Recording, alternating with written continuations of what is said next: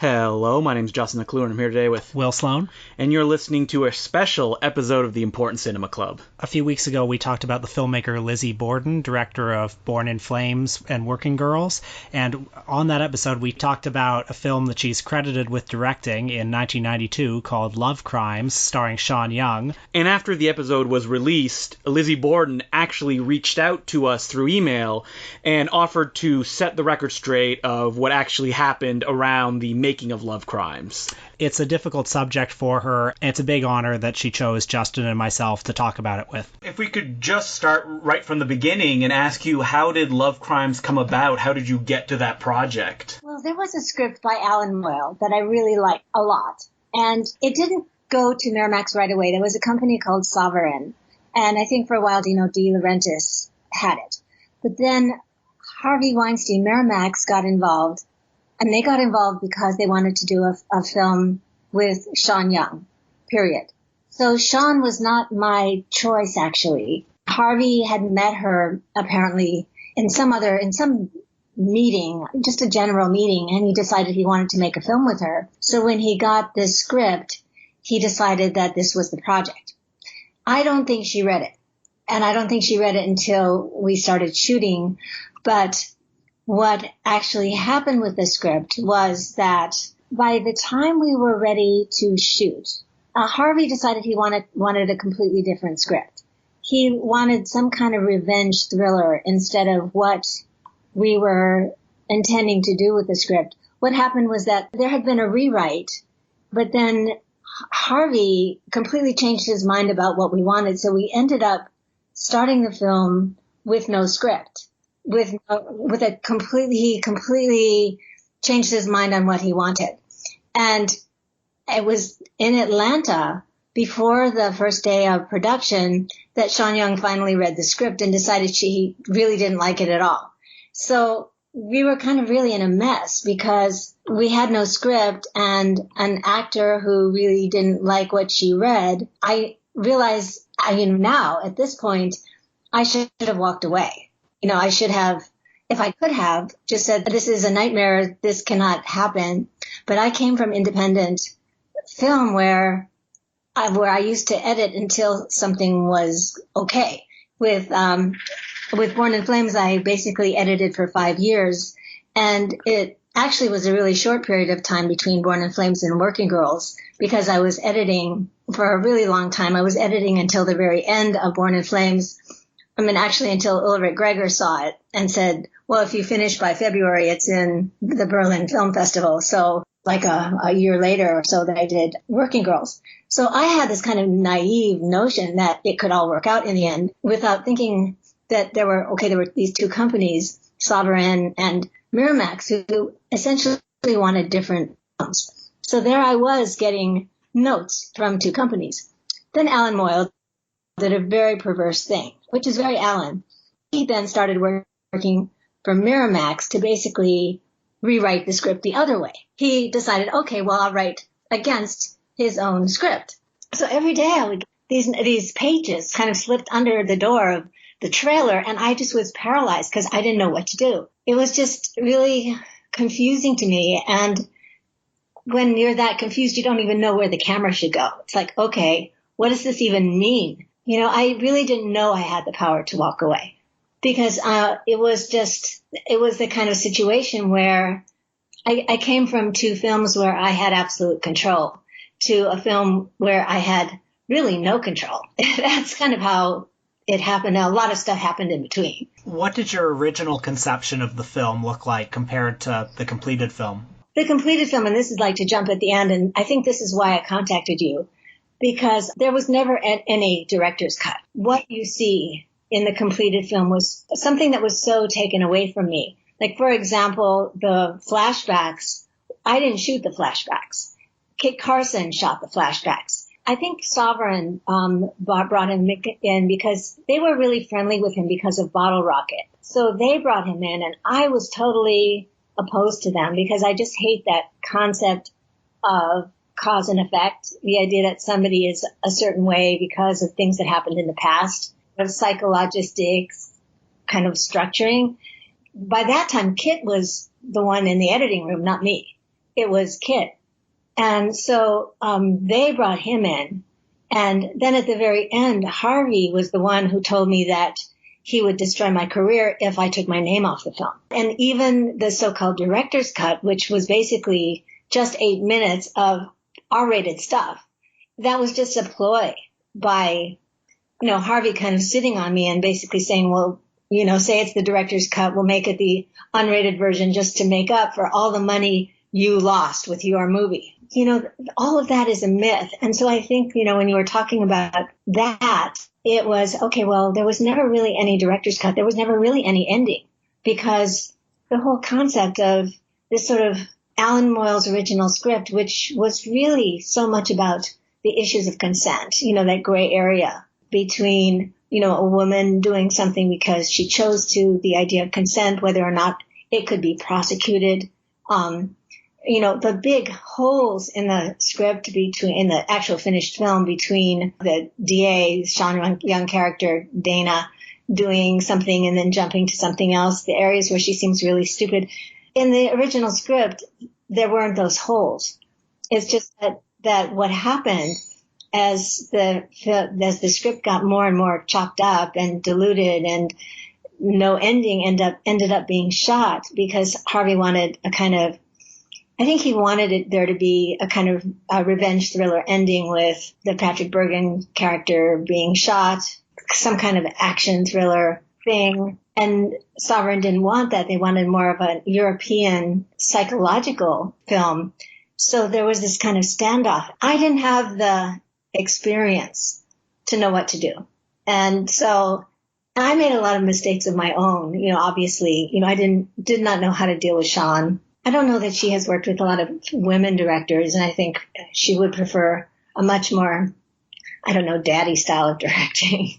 I think at this point I would know more what to do. Why do you think she chose to do the movie, given that she didn't read the script and was very upset by what she did read? She was getting married, and they were paying her a lot of money. And her assistant, Richard Pierce, read the script. He and his boyfriend convinced her to do the script, that it was really good. And it could also be to her credit that she read the really chopped up script that we went to Atlanta with, and that maybe she had a very intelligent reaction to this script that was very confused. But I think that she actually called it really sick and twisted.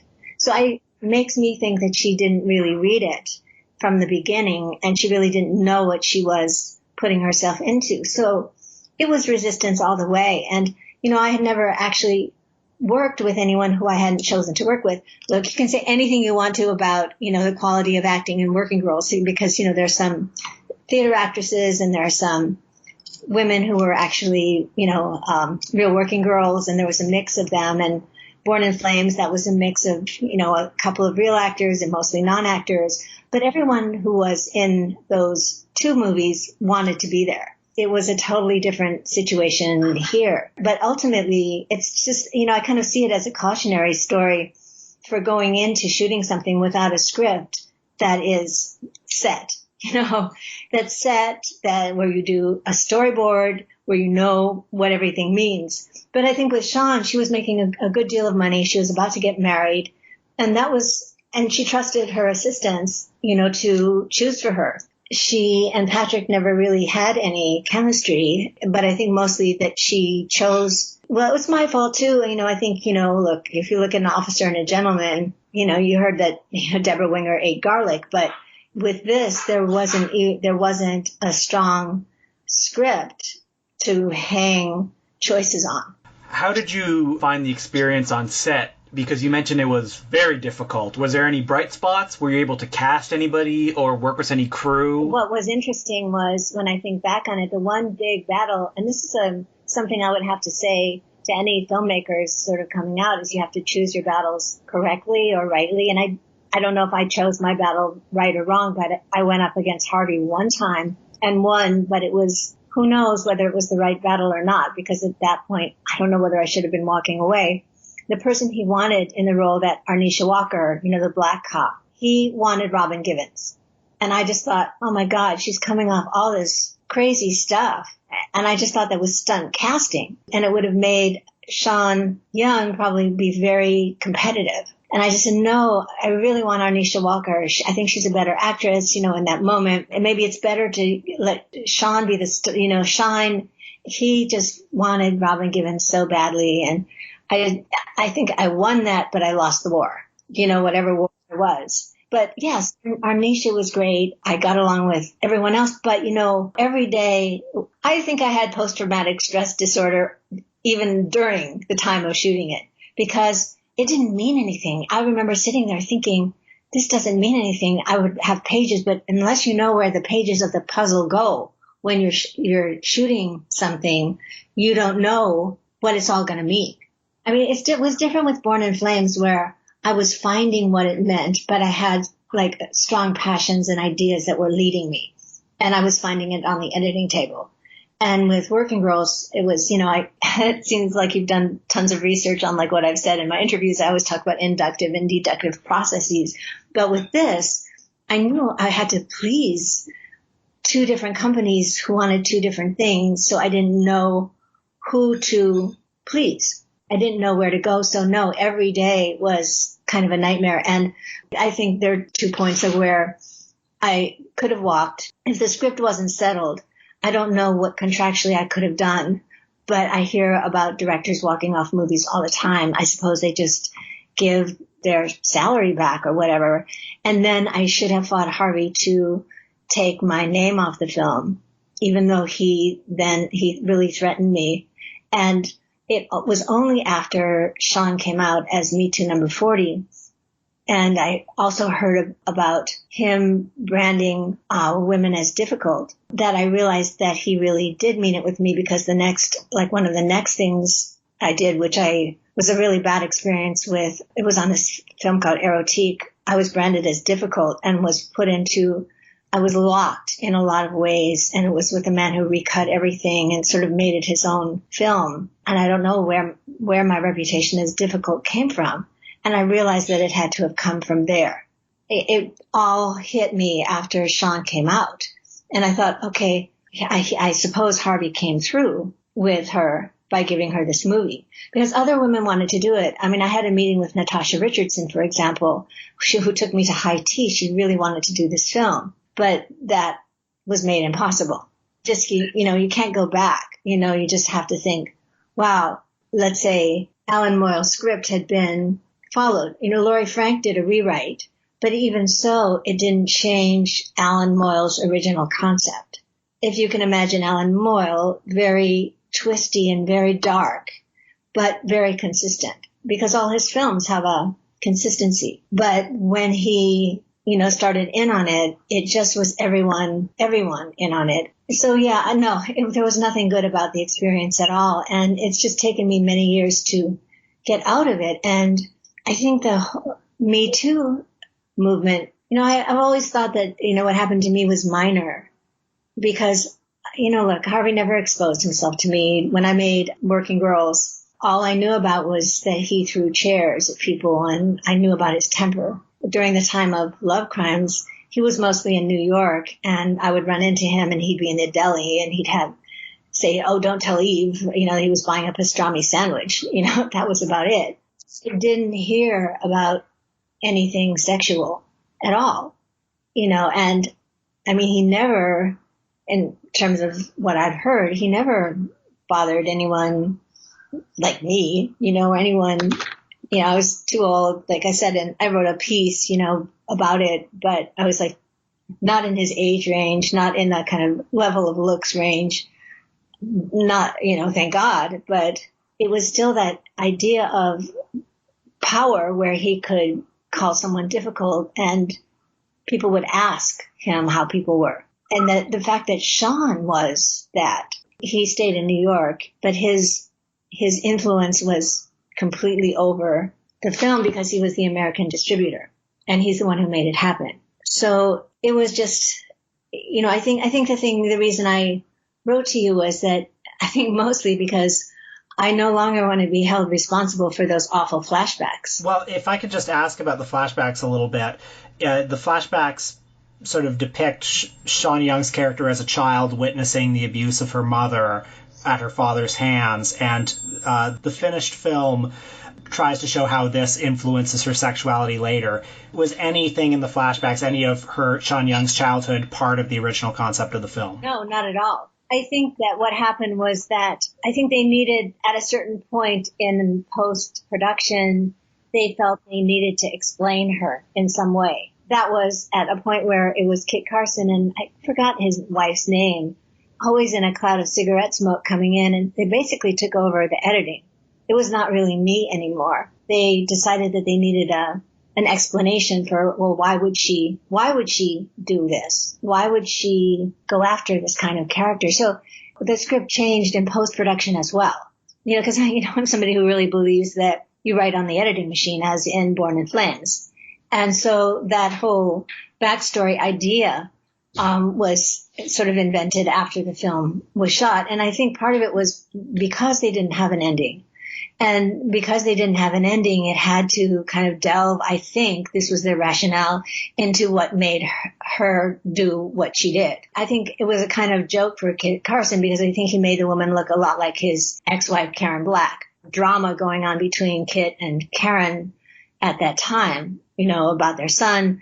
So I thought they looked really sleazy and just horrible. But it was my opinion, but I just sort of developed an opinion about erotic thrillers in general, and part of the reason also I haven't done anything that I haven't wanted to do and really, really studied screenplay structure. Well, erotic thrillers are always about women being punished for a sexual transgression, or men, but mostly women. And I just feel like, I don't want to do those at this point. It just feels like a negative thing and hard to avoid stereotypes. But yeah, none of that was in the original script. I don't even know if I have a copy anywhere, well, certainly not on my computer, of Alan's original script that fascinated me. Alan really went far. And I don't know that anybody would have made that original script. It had to be softened somewhat. But go from where he was to when it got greenlit to then what Harvey wanted just before we went off to shoot. It was just so radically different. Now knowing what I know in terms of, I never went to film school, but knowing what I know, there would be no way to even break down the film in terms of what should be shot when, with a script that had so many moving parts. When the production was finished, you mentioned that you wanted to take your name off of it. Did you make a decision or try to get new projects started off the ground right away, or how was... When I tried to, Harvey basically said, I will destroy you if you take your name off this. And almost in those words, but in some ways I was destroyed anyway because of the reaction to this film. It was so negative. And you know the cliche, which is that women get one big flop, men get three. So, yes, I've been trying for many, many years to make that same film about a woman running an abortion clinic, because it was while I was doing like the film festival tour with, working girls that I started to develop that idea. And so I had a script. I mean, the script has evolved. I mean, it's a different script now than when Susan Sarandon was involved with it. And of course it's difficult. Oh my God, because of the subject matter.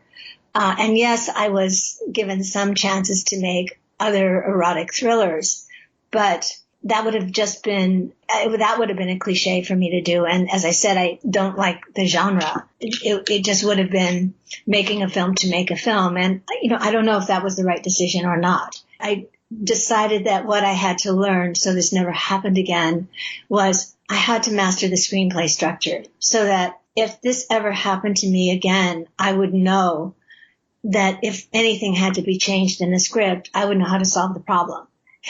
If there had to be a script change, I would really know, okay, we can do this and this changes, because everything is like a house of cards. You change some pages here, it has an effect, like a ripple effect, all the way down to the end of the script. And because I hadn't gone to film school, I didn't know that. If I look back, I realize that both Born in Flames and Working Girls kind of have classical 3-act structures, which are kind of intuitive. I didn't know how they got to be that way. I think mostly because I was editing both, and I edited them until they ended up that way. And during Love Crimes, because I was being given pages from both companies, and I wasn't ever sure where I was in the process, I couldn't even, and why the shooting is as flat and awful looking, is that how do you know what camera angle to choose when you don't know how it's going to fit in the hole? You don't know what it's going to cut to, you know? And so in the meantime, I sort of thought, okay, I'm going to really study screenwriting, and instead of just jumping into something else. I mean, at that point, TV was not super hip. So I did a couple of little TV things, but the kind of TV things, except for Zalman King, who was great. You'd think he wouldn't be, but he was just great. Whereas doing awful stuff like Silk Stockings was, it was just ridiculous. And then my agent at the time said, well, you'd have to do a Baywatch. And, you know, I didn't mind the idea of Zalman King because that was honest nudity, but the idea of dollying in on a woman's breasts or her butt, to me, was total exploitation. So, you know, I just thought, no, just study and learn and try to understand filmmaking the best I can so that when I get the chance to make something like Rialto, which is the film about the abortionist, actually she has a movie theater and it's complex and it's a period piece. I want to be able to do the best job I can and really understand how it works. But I guess I really did have PSTD for a long, long time about it. And, you know, it's not so much that I had like the fear of Harvey, but I think it was ingrained in a lot of us. You know, you just don't say anything. And then when I read about all these accounts of these women who were truly hurt by him, or the way that Salma Hayek was abused during shooting, that didn't happen to me. I mean, Harvey wasn't there abusing me on the set, telling me I was horrible or whatever. It wasn't like that. But he did tell me that I couldn't take my name off of it. And I think taking my name off it would have really helped. I never spoke about it really because I just felt that the idea of just having a hard time setting something up does not match the torment that these women had who were sexually abused or raped by Harvey. That, to me, there is no match for that, or no match for what Salma Hayek went through, you know, where he so abused her on a day-to-day level that it really devastated her. This was minor compared to that, you know, and I realized, okay, I just have to hang in there, you know, and just do a film I'm really proud of that I think deals with issues that are complex and meaningful. But I think for the first time, you know, now that Kid is dead and Sean she made that incredible revelation, pieces just started to fit together in my mind about, you know, Harvey wanting a certain person in this movie, but why he wouldn't allow, you know, an actress like Natasha Richardson or somebody who could have elevated it, him wanting another ending and kind of, you know, really going in another direction. I should have been smart enough in so many ways. I should have, you know, walked off or put my foot down or something else. I think that would have been the only solution to this because, you know, maybe at some point publishing Alan Moyle's original screenplay for this could be interesting. Something to do if I can find Alan. I think he's somewhere in Canada. I think he had some kind of illness. I'm not sure. But Alan is an interesting person.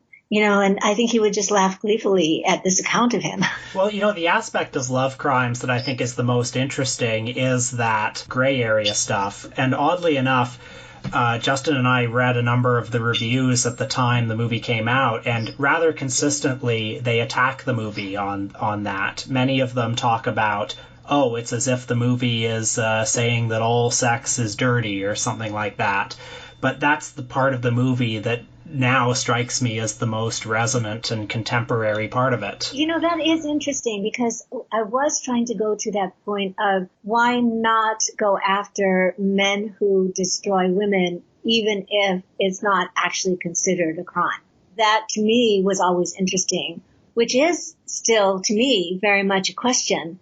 You know, not saying that all sex is necessarily dirty, but what if a man does make a woman feel good and then destroys her? What is she supposed to feel? And why won't they prosecute? And then a woman who feels she has to go after him. It was much more of an interesting cat and mouse game. Alan's film was so much more an interesting play between the two characters. And then that got all taken away by the idea that it had to be like a revenge film in some way. And if there had been, let's say, two actors who had some real fascinating kind of play with each other. And, I'd been able to get that or go there. I think there could have been an interesting film made from that. But with all of the forces operating outside that, preventing that could not have happened at all. And then I guess I keep going back to those flashbacks, which then make it on some level about a very distorted person. It may have been some kind of an answer to Harvey's wanting it to be about why she wanted revenge. The European company is saying, okay, we're not going to shoot the revenge thriller ending, but let's show why she wants revenge because this happened to her in her past. For me, reading about that there was a director's cut, when there really wasn't. It was really about 9 minutes of what might have made it an X-rated movie. That to me was just a misnomer or even lie. So that's why I was hoping that all of the VHS copies would just slowly disappear. I was actually shocked to find out that the film is in various archives. I feel like writing to the archives and saying, oh, never show this film ever, but it's not in my power. I think it belongs to various companies. But I don't think there's going to be any call for it soon.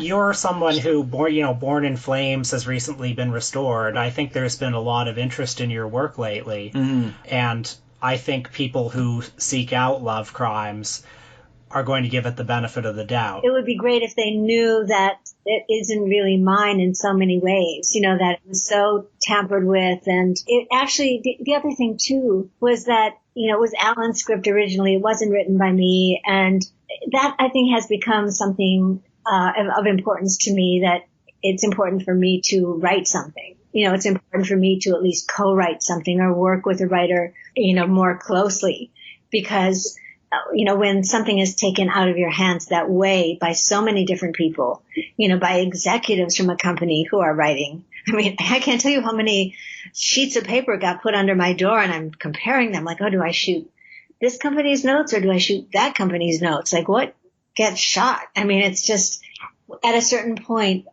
when is it your film? Is it your film because it's the writing? Is it your film because it's the editing? Is it your film because of what exactly? And then I definitely have wanted much more of a visual style, and then not having a map of where it goes sort of took that possibility away. And definitely I had wanted my first bigger experience. I mean, it wasn't really a Hollywood film because it was financed through a European company, then with a domestic distributor.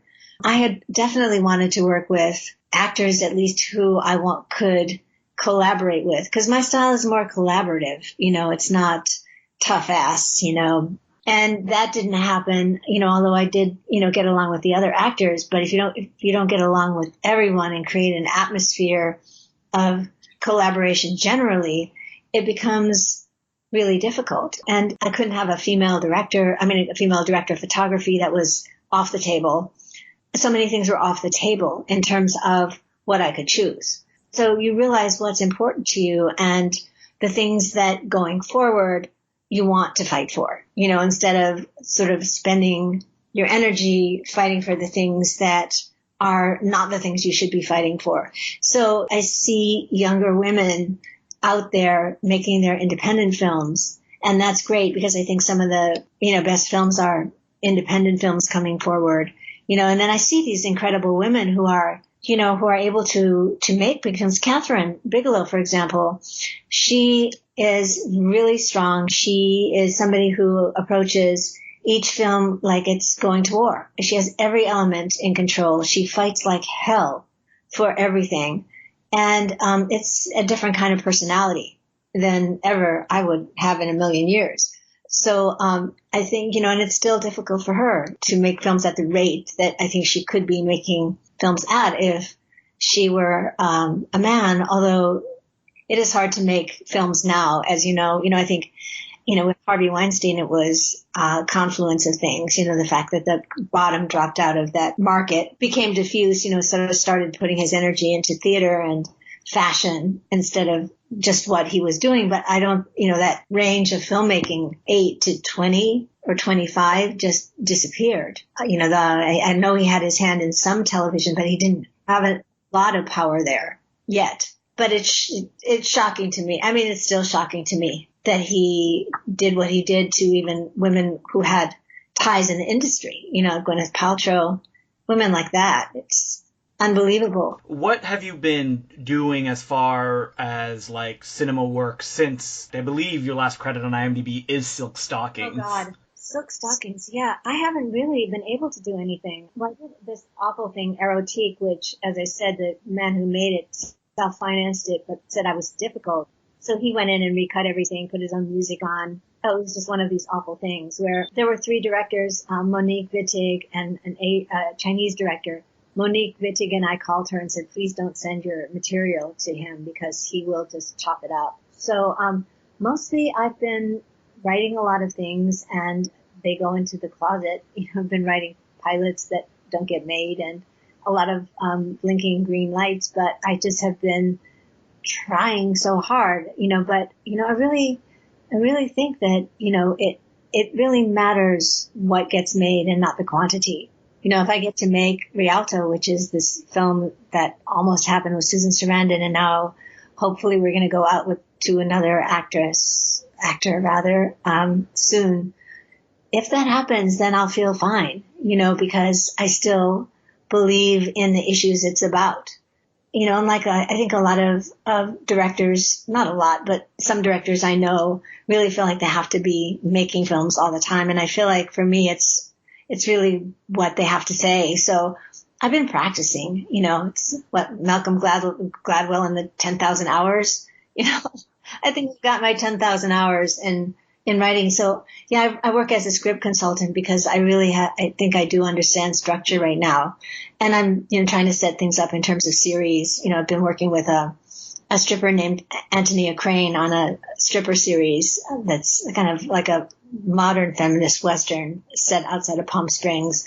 So it's just difficult to get things set up, and especially difficult because I seem to always choose these like edgy women to be the centers of them and choose, an abortionist. It's hard for me just because of the subject matters that I end up being drawn to.